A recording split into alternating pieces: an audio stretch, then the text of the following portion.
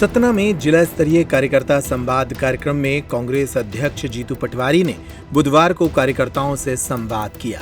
उन्होंने कहा कि पीछे की बातें भूलो, प्याज के छिलके निकालने से कुछ नहीं होगा। अब संगठन में परिवर्तन की जरूरत है। तेरा मेरा मत देखना, ईमानदार और हक वाले को ही पद देना। सतना में आयोजित इस कार्यकर्ता सम्मेलन में गुटबाजी से जूझ रही कांग्रेस को जीतू पटवारी ने एकजुट करने की कोशिश की। इसके साथ ही उन्होंने मध्य प्रदेश के मंत्रियों पर भी सवाल उठाए और कहा कि प्रदेश के मंत्रियों के घर छापे क्यों नहीं पड़ते, 500 करोड़ की संपत्ति मिलने के बाद भी कोई कार्रवाई क्यों नहीं हो रही। पार्टी को सत्ता का जनता ने जनादेश दिया है, हमें विपक्ष का जनादेश दिया है। हमारा दायित्व है कि भारतीय जनता पार्टी जो एक साल में नई सरकार में आई, अद्भुत अकल्पनीय माफियाओं के राज के रूप में उसने प्रदेश चल रहा है। अभी आप देखो कि किस तरह की अराजकता है कि मोहन यादव जी का 2 दिन पहले जन्मदिन था। उनके भोपाल, इंदौर जहां विज्ञापन आए, माफियाओं से, हिस्ट्री सीटरों से, जो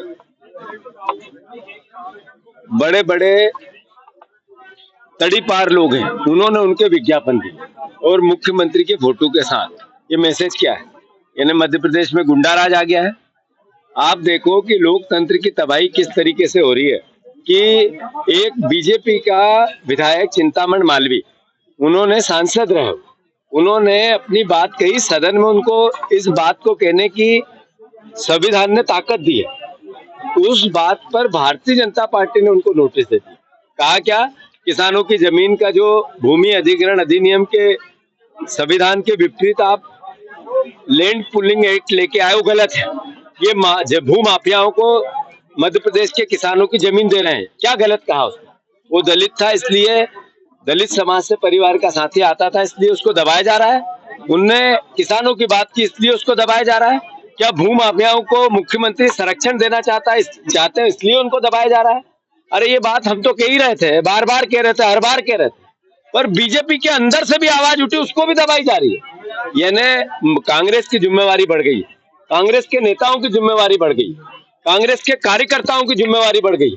इस तरह की अराजकता से लड़ने के लिए कांग्रेस के संगठन को मजबूत करने की आवश्यकता है, कांग्रेस की विचारधारा को मजबूत करने की आवश्यकता है। इसके लिए प्रथम सबका दायित्व है, एक एक कार्यकर्ता का, एक एक नेता का, कि समन्वय से पार्टी चले, संघर्ष से पार्टी चले, पार्टी का निचला स्ट्रक्चर, पंचायत कांग्रेस कमेटी का गठन हो, यहाँ पर मोहल्ला कमेटियां बने। जो चुनाव आएंगे अभी 1.5 साल बाद, पंचायत के और नगरीय निकाय के, नगर निगम के, उसमें कांग्रेस के कार्यकर्ताओं की लड़ाई कांग्रेस के नेता लड़े, पार्टी लड़े। ये परिस्थितियां इस तरीके से बनाने के वकायदे चालू है और इसी के लिए सतना, रीवा और सिंगरौली का हमारा दौरा है। भूमि अधिग्रहण अधिनियम के विपरीत जो भूमि एक्ट आया और अधिग्रहण तानाशाही से हो रहा है, इसका खिलाफत कर रही है कांग्रेस पार्टी, इसके विरोध में खड़ी है कांग्रेस पार्टी। जमीन के मालिक, इस देश के धरती के पुत्रों के साथ खड़ी है कांग्रेस पार्टी। हम सिंगरौली में परसों जा रहे हैं, वहां पर सबसे पहले अधिग्रहण का विरोध करेंगे, इस सरकार की नीति का विरोध करेंगे, उसके लिए जेल जाना पड़े तो जाएंगे। पूरी पार्टी का एक एक नेता भूमि अधिग्रहण अधिनियम के अंतर्गत किसानों की यातनाओं के खिलाफ इस सरकार के विरोध में खड़ा है, किसान के साथ खड़ा है। और इसी के लिए कांग्रेस के संगठन को मजबूत करना और विपक्ष का दायित्व निभाना, ये दोनों विंध्य के दौरे का आयोजन। आप पूछो। जीतू जी, अभी आरएसएस ने एक बयान दिया प्रेस कॉन्फ्रेंस करके, उन्होंने बताया कि जो पुराना भोपाल है, जहाँ पे बहुसंख्यक मुस्लिम है, वहाँ पे जो है तो हिंदू पलायन कर रहे हैं। उस पर आपकी क्या प्रतिक्रिया है? उन्होंने सर्वे किया है और चिंता जताई है। मैं अनुरोध करना चाहता हूँ कि ये देश भगवान राम का है, ये देश गुरु नानक देव जी का है, ये देश भगवान कृष्ण, पैगंबर और महावीर और गौतम बुद्ध का है। सब ने एक बात की, प्रेम की, प्यार की, अपनत्व की। उनने, किसी ने नहीं सिखाया ये बात कि इस देश में नफरत पैदा हो। मैं जो लोग 500-500 साल पुरानी कब्र उखाड़ के आज का माहौल बिगाड़ना चाहते हैं, इससे भारतवर्ष भविष्य का नहीं बन सकता। जो नफरत फैलाकर संगठित करना चाहते हैं हिंदुत्व के नाम पे, वो एक देश नहीं बनाना चाहते। इस देश में रहने वाला एक एक साथी, एक एक परिवार का व्यक्ति भारत का नागरिक है, भारत का में रहने वाले, इसमें सबका खून लाल है। मैं अनुरोध करता हूं इस देश के राजनेताओं से मैं अनुरोध करता हूं इस देश के सामाजिक संगठनों से, राजनीतिक दलों से कि नफरत फैलाकर आप सत्ता आपको मिल जाएगी और मिल रही है, पर देश नहीं बनेगा। एक दिन जो हालात बन रहे हैं वो हालात देश हित में नहीं बन रहे। जो नरेंद्र मोदी जी का देश नया भारत बना है उसमें सिर्फ नफरत और घृणा है। आज एक पत्रकार को पीटा गया, क्या उसके खिलाफ आवाज नहीं उठनी थी? आज यहाँ पे भी पत्रकारों को मारा जाता है, लोकतंत्र का चौथा स्तंभ डरा हुआ है। क्या इसके खिलाफ कांग्रेस ये आम दल आरएसएस को बात नहीं करनी थी? अब उनकी तो बात कभी की नहीं। भोपाल में ही एक पत्रकार को पीटा, उसकी बात क्यों नहीं हुई? क्यों बात नहीं हुई कि एक चिंतामण मालवीय जिसने आवाज उठाई उसको दबा दिया गया, इस पे बात क्यों नहीं हुई? क्यों बात नहीं हुई इस बात में कि इस प्रदेश के आदिवासी समाज के परिवार के लोग 5 साल में लगभग 2 लाख बेटियां गायब हो गई, आदिवासी समाज की, दलित समाज की। इस पर आरएसएस क्यों नहीं बोला कुछ? क्यों नहीं बोल रहा है कि इस प्रदेश का सबसे बड़ा बेरोजगार प्रदेश हमारा ही है? क्या बात हो गई ऐसी कि इस देश के ये कृषि कानून में खेती जमीनें सरकार छीन रही है जगह जगह, इस पर क्यों नहीं बोल पा रही है? तो ये बात अगर आरएसएस सिर्फ नफरत की बात करके, डराने की बात करके या किसी न किसी प्रकार से गुमराह करने की बात करके सिर्फ एजेंडे की बात करेगी तो देश हित में। तो कितने बड़े व्यक्ति थे, महात्मा गांधी कहाँ राजा भोज और कहाँ गंगू तेली। पर मैं उनसे अनुरोध करना चाहता हूँ कि कैलाश विजयवर्गीय जी, आपके भी संस्कार हमने देखे हैं पुराने, आपके बयान भी हम देखते हैं। आप जिस तरीके की नफरत परोसते हो ये प्रदेश के हित में है। मैं आपसे भी छोटा नेता हूँ, मैं उनसे भी छोटा नेता हूँ, मुझे पता है ये बात, मेरी उम्र और मेरा अनुभव दोनों छोटा है। पर अगर कोई बड़े अनुभव का व्यक्ति नफरत फैलाएगा, घृणा फैलाएगा, सिर्फ अपनी सत्ता पाने के लिए, सुर्खियों में बने रहने के लिए कुछ भी बोलेगा, तो एक अच्छा बेटा इस प्रदेश का उनको राय तो दे ही सकता है, उनकी बात को सही तो कर ही सकता है।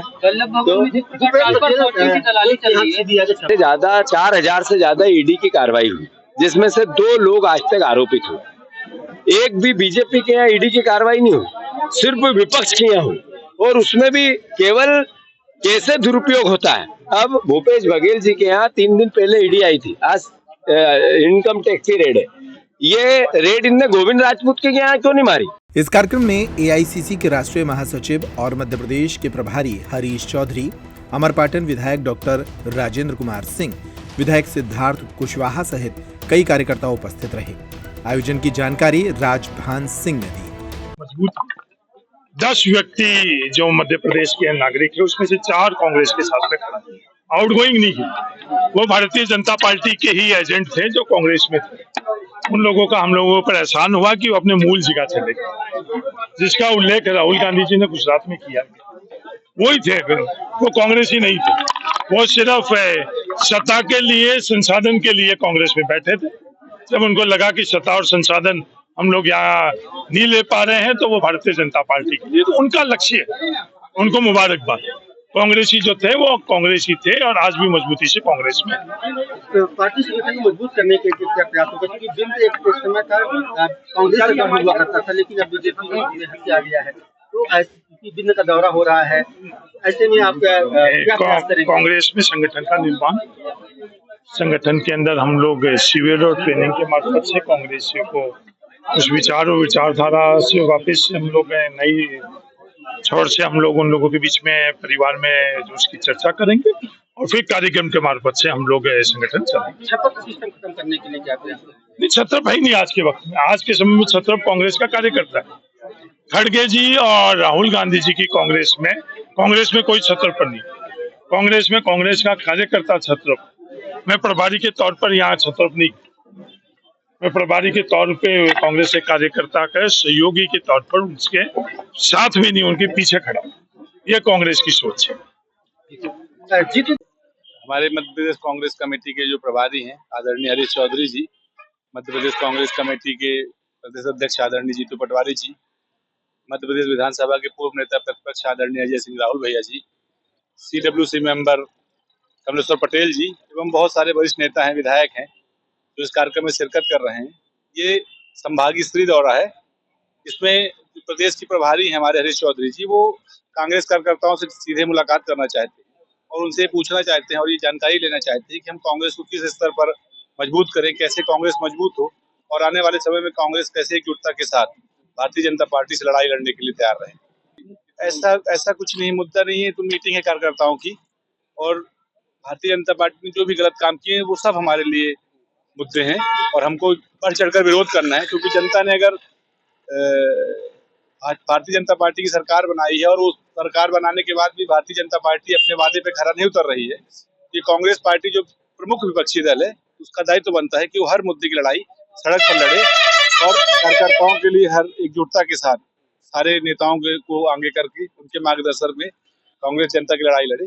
इन सब मुद्दों को लेकर कार्यकर्ता बैठे हैं और आगे की रणनीति तैयार की जाएगी कि कांग्रेस संगठन कैसे मजबूत हो और किस तरह से हम अपने पार्टी को मजबूत करके भारतीय जनता पार्टी या विपक्षी दल से कैसे लड़े।